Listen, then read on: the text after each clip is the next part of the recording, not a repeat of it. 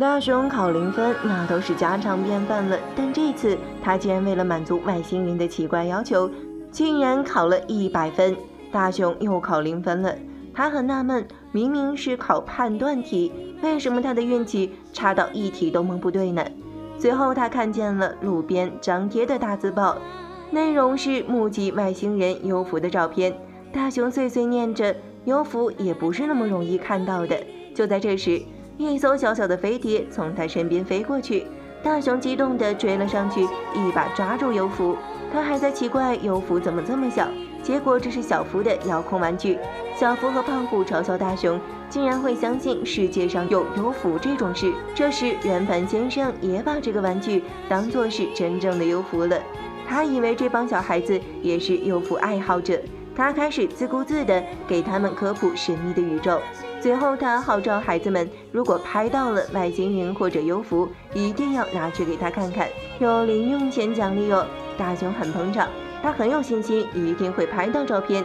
小野知道大熊肯定又要回家拜托哆啦 A 梦了，但哆啦 A 梦却不在房间，地上放着一个道具。大熊感觉这玩意儿好像在哪见过，但他不小心摁到开关了，随后一个幽浮就从天空中直直向他飞来，把大熊的房间都撞出了一个大洞。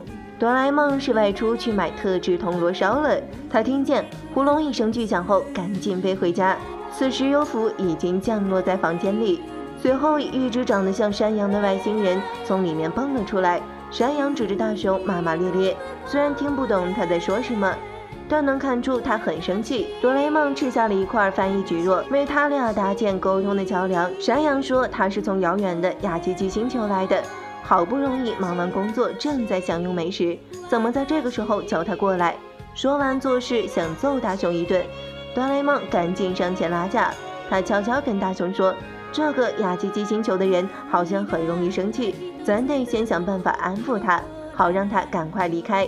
但大熊心心念念要给这外星人拍照片，于是他灵机一动，搞了一桌饭菜，想先请山羊吃饱。结果山羊一下掀翻了餐桌，表示要炸掉这种强行叫人过来又不给饭吃的星球。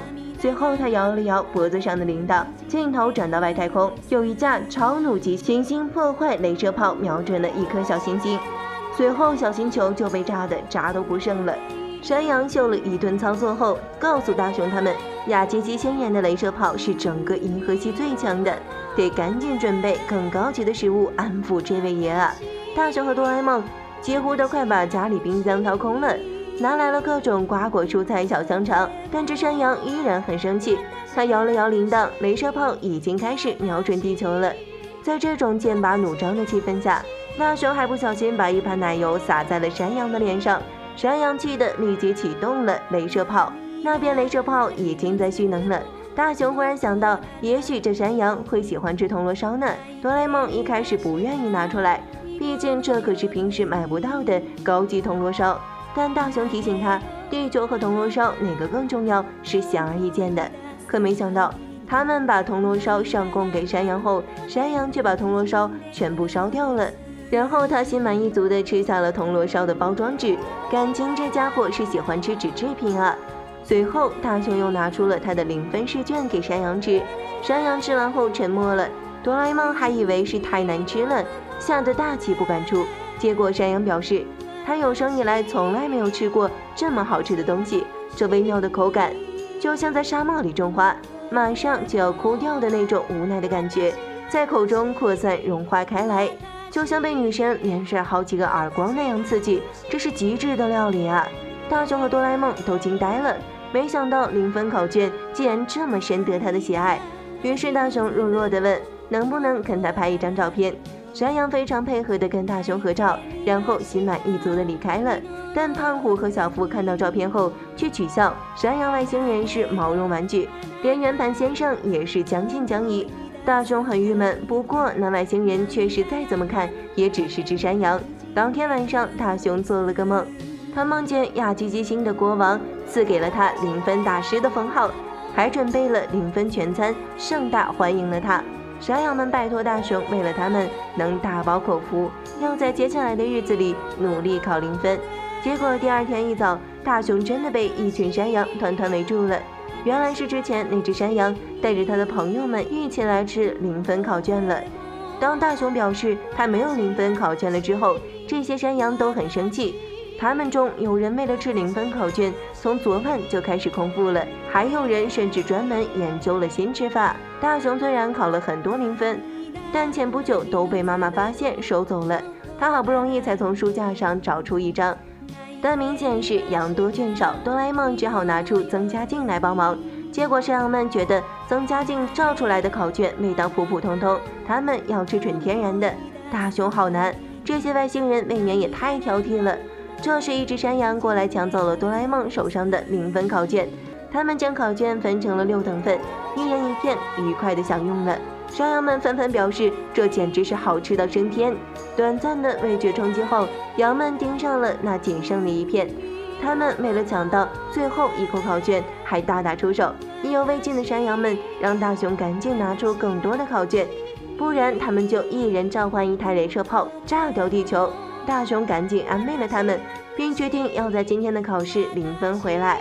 大熊背上书包，一脸坚毅地准备去上学了。这时，大熊妈想起他今天有考试，叮嘱他绝对不能考0分。但大熊妈身后已有5双眼睛正死死盯着大熊，他可真是进退两难啊！虽然不能丢下外星人不管，但妈妈也很可怕。这群羊甚至在大熊考试时就迫不及待地跟来了。大熊真是压力山大呢。哆啦 A 梦苦口婆心地劝说山羊们先回家，不然会引起大骚动的。可惜圆盘先生完美错过了这一幕。等大熊回家后，他房间竟然来了更多的羊。原来雅基基星人竟然组织了一个品尝0分考卷的旅游团，房顶上还停了一大堆幽浮。可惜圆盘先生又一次擦肩而过。但大熊的考卷要明天才能发下来，这么多山羊挤在房间里，怪吓人的。大熊只想劝他们先回去，明天再来。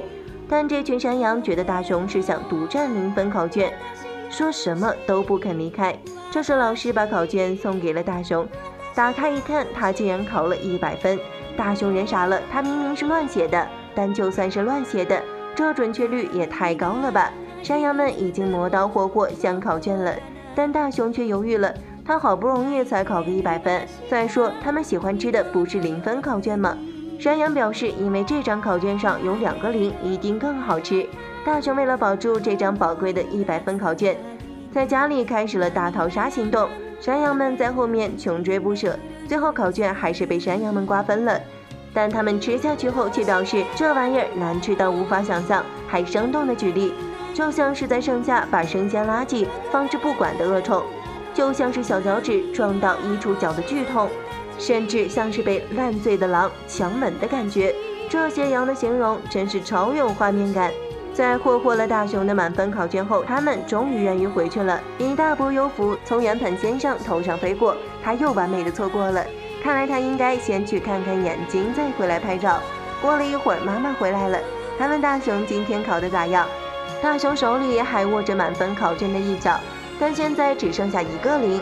妈妈想当然地认为大熊肯定又考了0分，毕竟考了满分试卷被外星人吃了这种话，简直是天方夜谭。好了，本期问题，你们相信有外星人吗？欢迎大家留言、点赞和关注哦，咱们明天见。